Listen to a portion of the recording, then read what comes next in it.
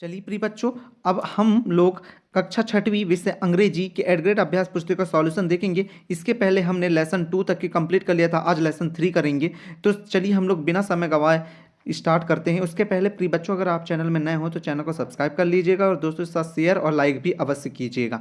चलिए यहाँ पर देखिए, यहाँ पर है हमारा लेसन नंबर 3 है the king and the spider, राजा और मकड़ी। आपने देखा होगा, एक कहानी सुना होगा राजा और मकड़ी की। राजा अपने युद्ध में जाता है तो वो हार के बैठ जाता है, उससे एक दीवार में मकड़ी चढ़ते हुई दिखती है और वो मकड़ी क्या रहती है, बार बार चढ़ती है फिर बार बार फिसल जाती है। लेकिन एक समय ऐसा आता है कि वो मकड़ी दीवार पर चढ़ जाती है। तो उसी प्रकार से राजा को सीख मिलती है कि जब मकड़ी बार बार चढ़ने पर वह विजय प्राप्त कर लेती तो मैं क्यों नहीं युद्ध करके विजय प्राप्त कर सकता। इसी के आधार पर यह आपको पाठ दिया गया है। मैंने आपको शॉर्टकट में इस कहानी बताया, आप पूरी कहानी अपनी पाठ्य पुस्तक में पढ़ सकते हैं वहां से। तो चलिए यहाँ पर देखिए, आपको प्रश्नों के उत्तर हैं।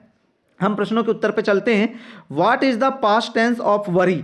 वरी का पास्ट टेंस क्या होगा? तो वरी का पास्ट टेंस क्या हो जाएगा? वरीड हो जाएगा। अगला प्रश्न है, make a compound word with rain and drop. Rain and drop का कंपाउंड वर्ड मतलब कि संयोजक, आपको योजक लिखना है तो क्या हो जाएगा? रेन ड्रॉप हो जाएगा। अगला प्रश्न है, who talked the lesson to the king?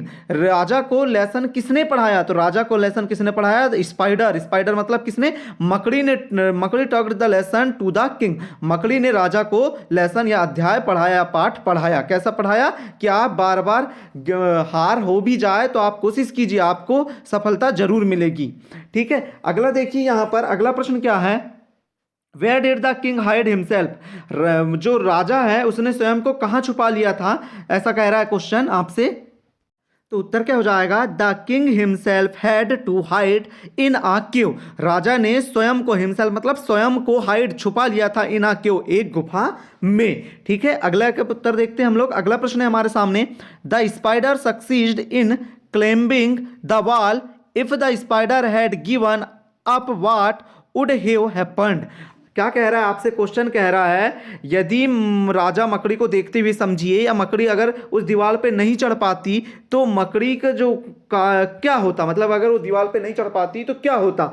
If the spider had given up the king, मतलब कि अगर जो मकड़ी है वो दीवार पर नहीं चढ़ पाती, तब उत्तर क्या हो जाएगा हमारा? If the spider had given up the king never got his confidence back. अगर मकड़ी दीवार पर नहीं चढ़ पाती तो जो राजा था उसका जो कॉन्फिडेंस था, जो लो हो गया था हार हार के बाद, वह कभी भी रिटर्न नहीं आता या बैक नहीं होता या फिर से पुनः नहीं आता उसे। ठीक है, इस प्रकार से आप इसका उत्तर लिख लेंगे। 60 प्रश्न हो गया हमारा, 61 पे चलते हैं।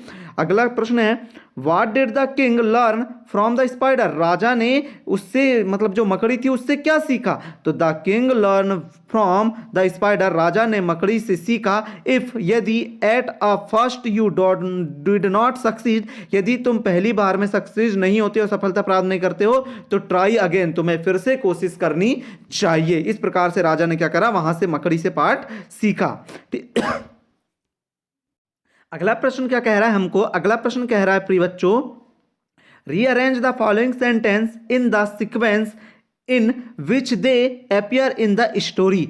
अब लेसन 3 जो आपका है the king and the spider, उससे देखिए अच्छे तरीके से, और ये जो आपको दिए गए हैं इनको क्रम से जमाना है आप लोगों को। तो देखिए, हमने इसका उत्तर लिख दिया है, आप लोग भी इसी प्रकार से इसका उत्तर लिख लीजिएगा।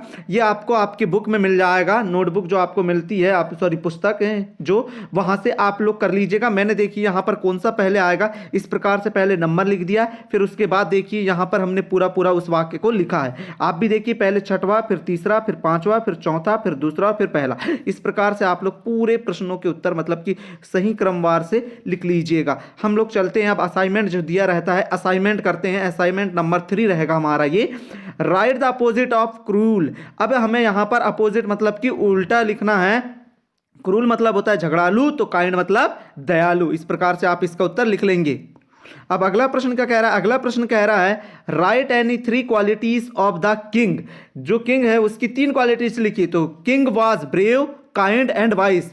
जो राजा है वो कैसा होना चाहिए? वह ब्रेव होना चाहिए, मतलब बहादुर होना चाहिए, काइंड मतलब दयालु होना चाहिए, वाइस मतलब बुद्धिमान होना चाहिए। इस प्रकार से आप इसका उत्तर कर लीजिएगा। अगला प्रश्न क्या कह रहा है, complete the word puzzle using the word given in the box.